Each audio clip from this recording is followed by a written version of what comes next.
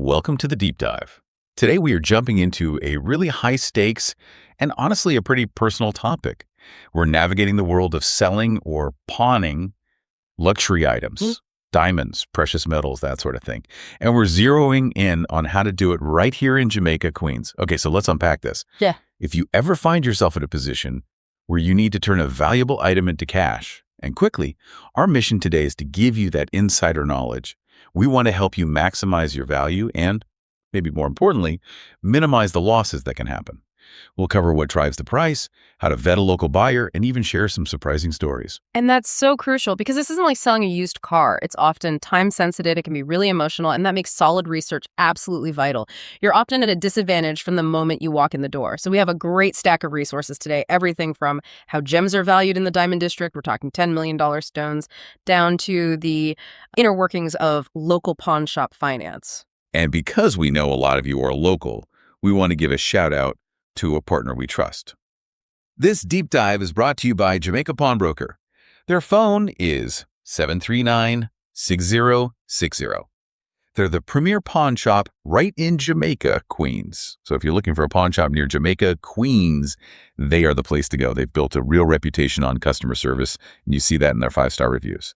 Okay, let's get into the hard numbers. We have to start with the toughest part of this conversation, which is diamond valuation. The sources all agree. The second you buy a diamond from a traditional jeweler, you're already behind on resale. Why is that initial hit so big? Well, it's the business model. The thing is, traditional brick-and-mortar jewelers have these huge profit margins, sometimes double or triple what you'd see from an online retailer. Think about it. They have massive overhead. The fancy showroom, the staff, insurance, all of that. So you're paying for the whole experience, not just the stone. Exactly. The price you paid has very little to do with the stone's actual wholesale value. So when you go to sell it, you can't expect a dealer to pay you anywhere near retail for something they need to turn around and sell at a profit. And here's where it gets really interesting. For anyone holding, say, an engagement ring or a necklace, the value is in the stone. It's not in the setting. You get a much better return on the diamond itself than the whole piece. The metal is usually just valued at its scrap weight. And if you want to get any of that value back, certification is it's everything. We can't stress this enough. When we say certification, we mean a reputable lab like GIA, the Gemological Institute of America, or IGI. Right. Those are the industry standards. They are. Their grading is consistent, it's reliable, it's trusted worldwide. So what happens if your diamond comes with paperwork from a less reliable lab? We see the name EGL pop up a lot in the sources. If you have an EGL certificate, you're going to take a much bigger loss when you sell. Buyers just don't trust those grades.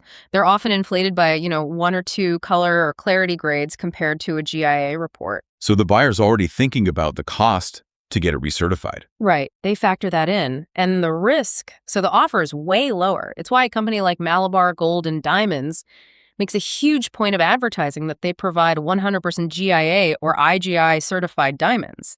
It's a huge marker of trust. Okay, let's dive into how experts actually verify a stone, especially if the paperwork is questionable. I found the fog test fascinating. The fog test, yeah. It's a decent first check. Diamonds are incredible at dissipating heat. So if you breathe on a real diamond, that fog from your breath just vanishes almost instantly. And a fake. Like moissanite. Moissanite will fog up and it'll stay foggy for a few seconds. It has different thermal properties. It's a good initial clue. But the pros go deeper. I read about something called an ASET scope. What is that? An ASET scope is a tool gemologists use to analyze the cut quality, which is a huge driver of value. It stands for Angular Spectrum Evaluation Tool, and it shows how light is actually behaving inside the diamond. So you're looking for how much it sparkles, basically. In a way, yes. They're looking for flaws in the cut. For example, they'll look at the inner arrows of the stone. If the arrows look short or stumpy, it's often a sign that the cutter prioritized weight over beauty. The stone might be heavy, but it won't sparkle as much. That makes perfect sense. Value isn't just carat weight, it's light return. And what about UV light? I saw that can be a giveaway for lab-created stones. Oh, absolutely. A natural, earth-created diamond often has a very distinct, uniform fluorescence under a long-wave UV light.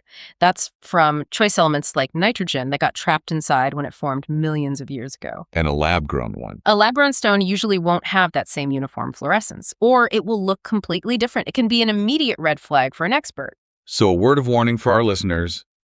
Don't trust those cheap electronic testers. Please don't. Those $20, even $100 handheld testers, they're just not consistent.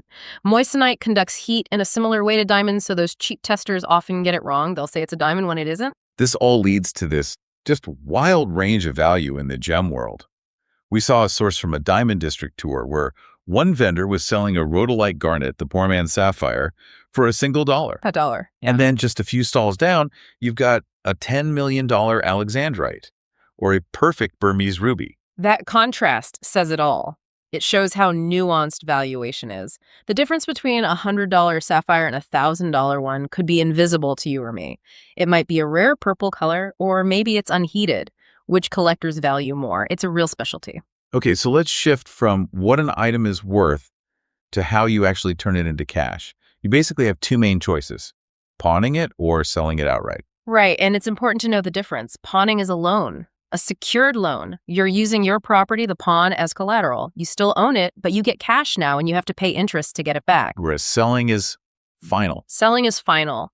The moment you sell it, it belongs to the store. It's their inventory. You have no more claim to it. So how does a pawn shop make its money? What's their business model? It's pretty straightforward, really. Two main revenue streams. The first, and what they prefer, is the interest they make on the loans. The second is the profit they get from selling items that people don't redeem. Wait, you said they prefer making money from the interest. That seems a little counterintuitive. It does, but think about it. If you redeem your item, you pay them interest. If you need money again, you might bring it back and start paying interest all over again. It's a recurring revenue stream. Selling an item is a one-time profit. So how do they decide who's likely to come back for their stuff? That's where it gets subjective. This is really key for you to understand. They assess the person as much as the item. The sources use these great examples. A young, able-bodied guy pawning an electric wheelchair. They see that as a sign of desperation. He's probably not coming back for it. Okay, I see. But a middle-aged man pawning a high-end set of golf clubs, they see him as very likely to redeem them. He values his hobbies. He probably has access to cash again soon. They want that person because he's likely to pay that interest. And this leads us to the most shocking part of the research, the actual cost of pawning. It is absolutely massive. In some states, the interest rates can be as high as 23% per month. Per month, not per year. Per month. When you annualize that, you're looking at a 276% annual rate. It's terrifying. Wow. We saw an anecdote about a customer who paid thousands of dollars in interest over 5 years on her wedding ring. She paid all that money just to keep it from being sold, but she could never actually afford to pay off the original loan to get it back. That's just a brutal cycle. So if you decide that's too much and you want to sell outright, what's the buyer's thinking then? Then it's simple. Their goal is to buy your item for the lowest possible price so they can maximize their profit. They're usually aiming for a 50 to 75% profit margin on the resale. And for resellers who deal in volume, there's a strategy there too, right? Oh, yeah. Their goal is to turn over inventory fast to make their initial investment back. So if they buy, say, 50 pieces, they might try to sell 10 of them quickly just to break even. Once their cost is covered, they can put higher prices on the other 40 and afford to wait for the right buyer. So they want your item to be one of those first 10 cheap pieces. Exactly. They want to get their money back on your piece. Okay, so vetting a local pawnbroker is clearly essential. What are the key things you need to look for? First and foremost, legality and security. A pawnbroker is required by law to help prevent the sale of stolen goods. That means they have to ask for a valid government-issued ID. A driver's license, passport, something like that. Correct. They need to keep a copy of that ID and the transaction details on file for law enforcement. If a shop doesn't ask you for ID, that's a huge red flag. Just turn around and walk out. And beyond the legal stuff, what about just the feel of the place? You're looking for professionalism. Is the shop clean? Is it organized? A good shop will have a moderate amount of quality inventory that's well displayed, not just, junk piled up in corners. And most important in this day and age, check the online reviews. The reviews are everything. They really are.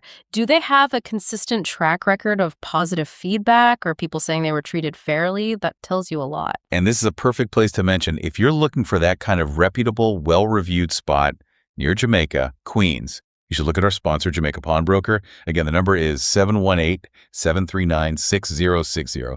They really are the premier choice in Jamaica, Queens. They buy everything, they have loans, and they really protect that 5-star reputation by being transparent and professional. It's the kind of place you're looking for. And always do your homework on your item's value before you go anywhere. If you're selling something like gold bullion, for example, know the current market price. Then you can compare your options. A local coin shop might give you instant cash, which is great, but the price might be lower. An online dealer could offer more, but they often have a minimum sale of like $1,000. Plus, you have shipping and delays. All right, let's get to the fun part. The wild stories from the pawn world, where value can be hidden in plain sight. I love the story about the gold-filled jewelry. Yes, that was a great one. These necklaces and rings were labeled gold-filled, which usually means they're not worth much, but it turned out they had solid gold flakes sealed inside them, sold as novelties years ago. So the original owner probably had no idea. Probably not. But a knowledgeable buyer eventually spotted it, and those pieces started selling for $90 a pop. It just goes to show you that even the experts can miss things. Then you have these extreme negotiations, like with that 1944 steel cent. A spectacular piece, an incredibly rare error coin. An expert had valued it at about $75,000 to a collector. $75,000. Wow. Yeah. The pawn shop, which has to think about risk and how long it'll take to sell, offered $25,000 in cash right there on the spot. And the owner. The owner was insulted. He just walked away. He'd rather keep the coin in his family than take what he felt was a lowball offer. And that's the tension right there. Liquid cash versus true collectible value. We saw that even when the buyer knows exactly how rare the item is, like with that musket. The 1837 British Trials musket, an amazing story. Only a handful were ever made. The pawnbroker first listed it for $2,000, not realizing what it was. Then an expert came in and valued it at up to $10,000. So the pawnbroker had to completely change strategy. Completely. They ended up negotiating a deal at $5,000. They knew it was rare, but they also knew finding that one specific collector who would pay top dollar could take years.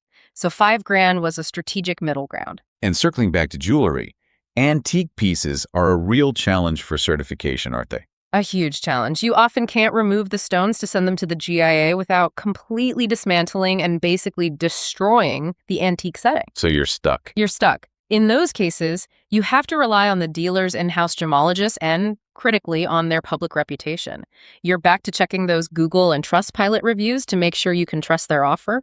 We've covered so much ground here, from stumpy arrows and diamonds to 276% APR loans. Let's boil it down. Here are the key takeaways from it. First, do your research. Relentlessly. Remember that a GIA or IGI certificate is your best friend for holding value. Second, compare offers and never forget how financially crippling a pawn loan can be. And finally, vet your buyer.